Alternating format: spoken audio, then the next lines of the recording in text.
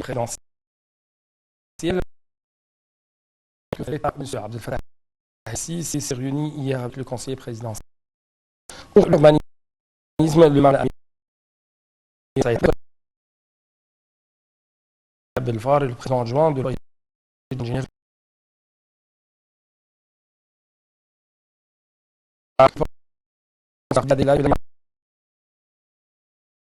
de l'ingénierie dans certains nombre de projets de l'auto de l'ingénierie au niveau de la République. La réunion a également porté un certain nombre de projets de nationaux. Le président ici a dirigé par ailleurs de prendre plutôt de état de conception technique concernant les principales installations au sein de la nouvelle capitale de l'histoire.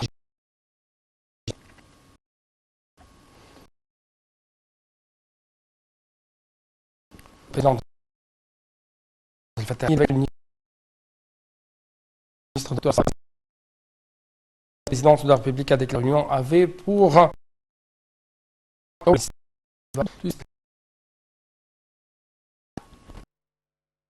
Près du professeur Dr Vinhu Vaisla, international Norbert, qui émettent des timbres-poste et des oblitérations du jour.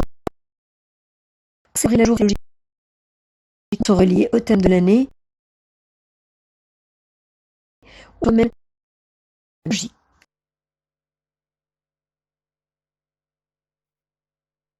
Chaque 23 mars est la journée météorologique mondiale et l'entrée en vigueur de la Convention à l'origine de la création de l'Organisation météorologique mondiale OMM il y a 61 ans.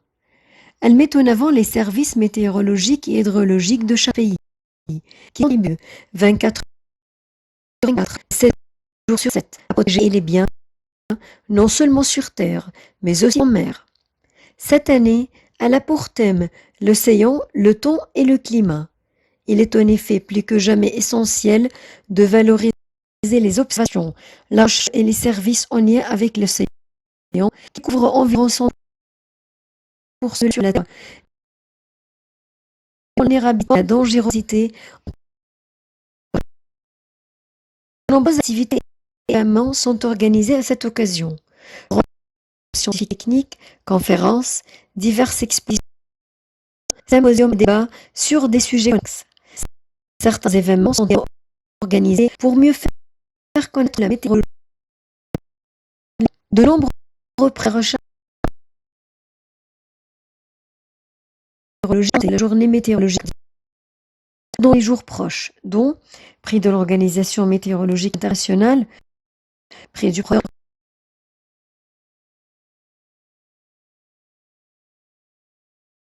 de la Poste,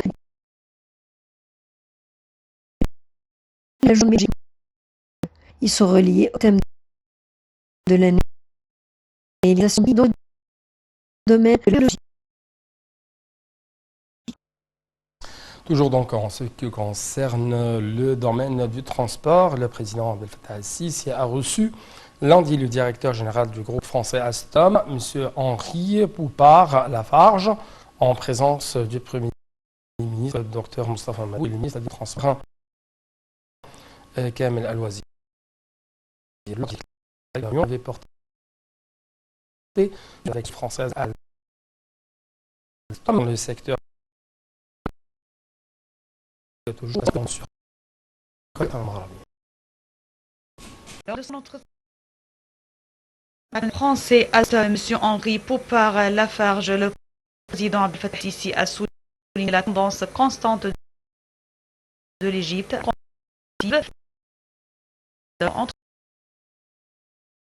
dans le distinguer entre les deux pays et les grandes expériences des entreprises françaises dans tous les domaines à la lumière du processus de développement global en Égypte et le développement qui l'accompagne dans tous les aspects de l'infrastructure. La réunion a porté sur la coopération conjointe avec la société française dans le secteur des transports publics. Le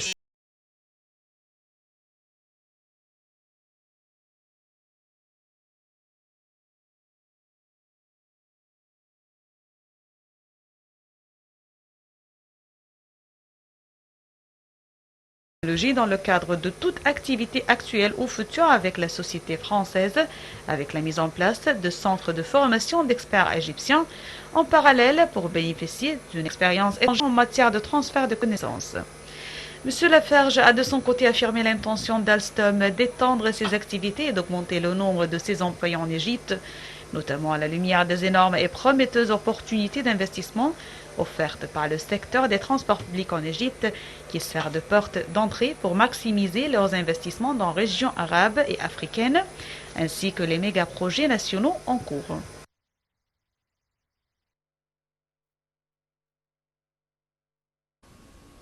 Passons donc, chers téléspectateurs, à la 29e session du Haut Comité conjoint égypto-jordanien. Hier, à la capitale jordanienne Amman, à la tête d'une délégation ministérielle de haut niveau pour participer à la 29e session du Haut Comité conjoint égypto-jordanien qui est présidée par les premiers ministres des deux pays. La session porte sur un nombre de sujets importants, des questions d'intérêt commun, dont les moyens de renforcer la coopération dans les divers domaines, notamment les échanges commerciaux, le logement et les ressources en eau. Au terme des travaux du comité, un nombre de documents sera donc signé pour le soutien de la coopération dans les domaines d'intérêt commun.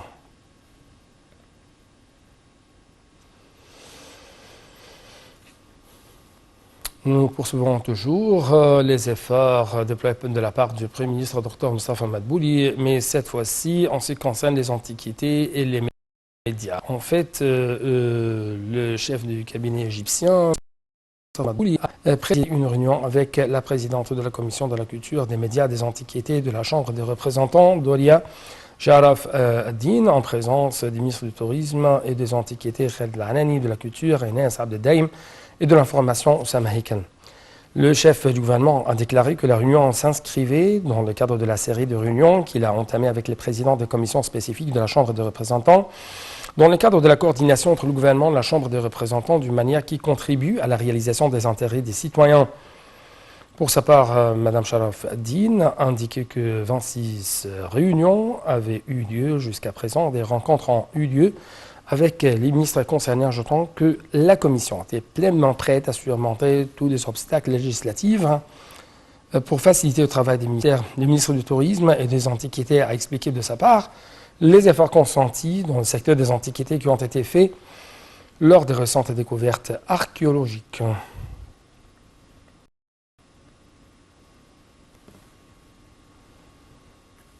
C'est impératif d'appliquer le système d'irrigation moderne dans les terres agricoles traditionnelles en vue d'en augmenter la productivité et de rationaliser l'eau. C'est ce qu'a déclaré en fait le Premier ministre Dr Moustapha Madbouli. Le chef du gouvernement a fait le suivi le système moderne d'irrigation dans lequel il a été convenu le cadre d'initiative présidentielle Vie décente inclut ce système d'irrigation pour augmenter le nombre des bénéficiaires. Le Premier ministre a également exigé que les rythmes des travaux soient le mécanisme approuvé conjointement avec la Banque centrale d'Égypte.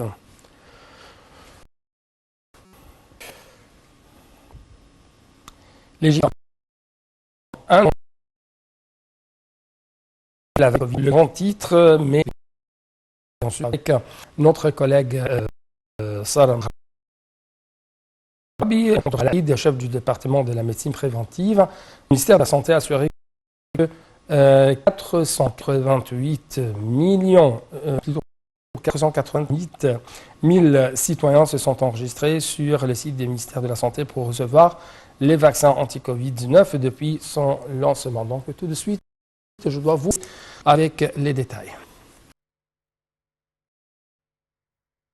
Dans des déclarations à la presse, Dr Aïd, chef du département de la médecine préventive au ministère de la Santé, a assuré que le nombre de citoyens vaccinés jusque-là a atteint 30 000. Par ailleurs, la ministre de la Santé et de la Population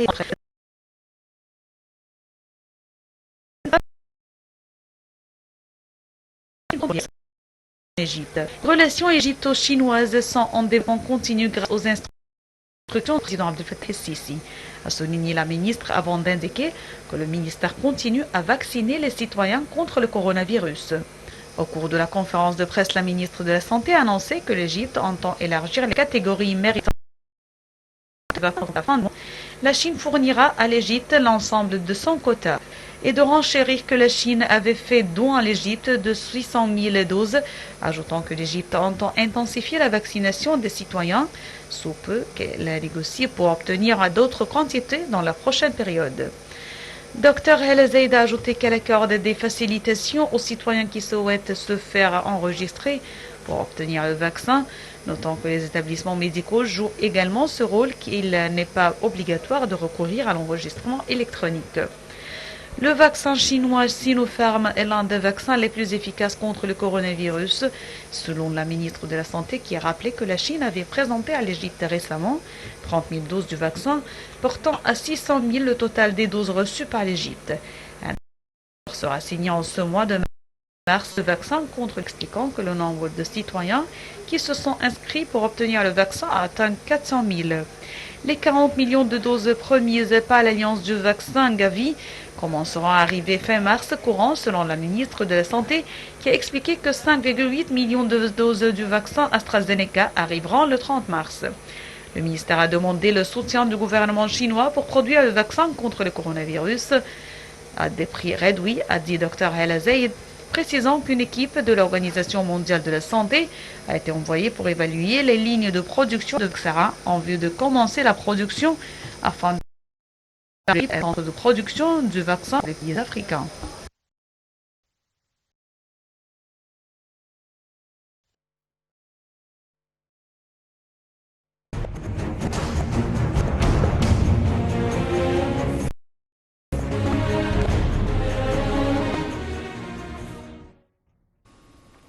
Donc, à la une de notre tournée de chiffres dans le monde de l'économie, c'est ce rapport de Bloomberg, selon investir en Égypte.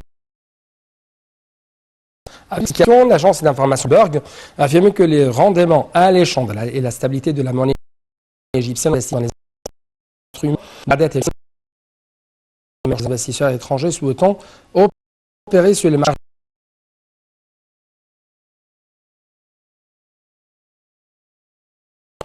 d'intérêt de ce contribue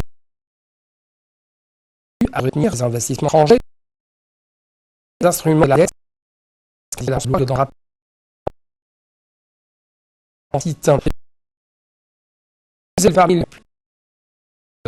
parmi plutôt de 50 économies mondiales, ça fait partageant.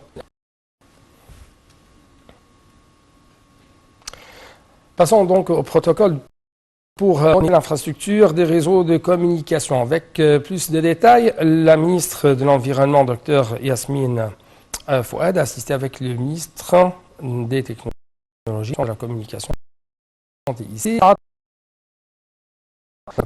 pour réviser les conditions, simplifier les procédures indispensables à l'émission de permis d'établissement de tours de cellulaires sans pour autant affecter la santé et l'environnement.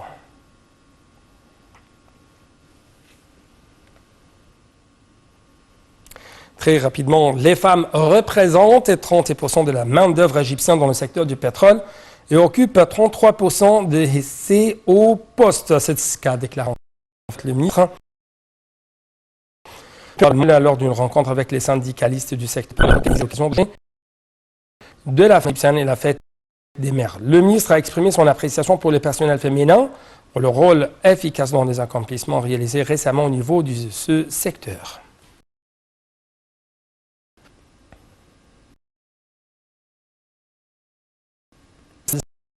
Il a souligné l'attachement du ministre des branches du industrie nationale et plantation des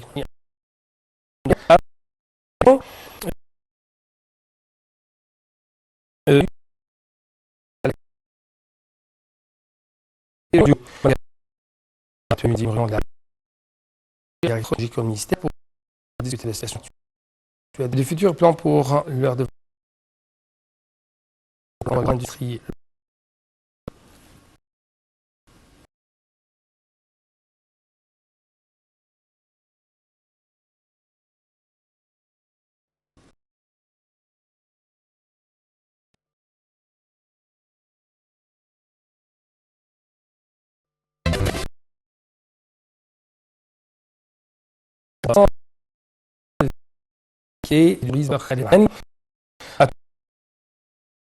avec son homologue saoudien Ahmad l'actualisation des le ministre du comité de mondial du tourisme prévu à Riyad.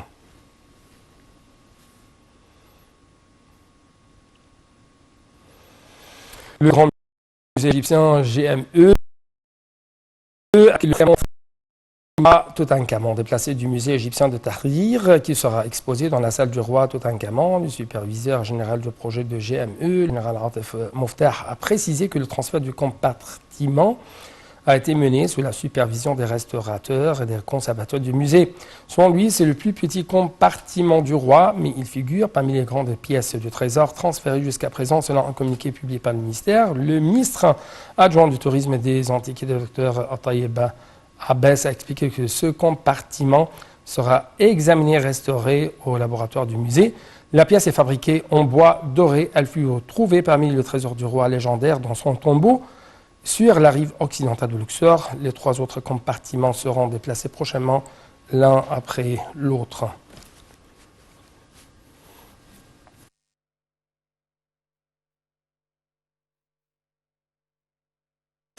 Donc, justement, après cette dernière nouvelle en ce qui concerne le GME de l'Égypte, nous arrivons à la fin de cette édition. Merci beaucoup pour votre attention. Bon suite dans le programme sur notre chaîne Altv International. Au revoir.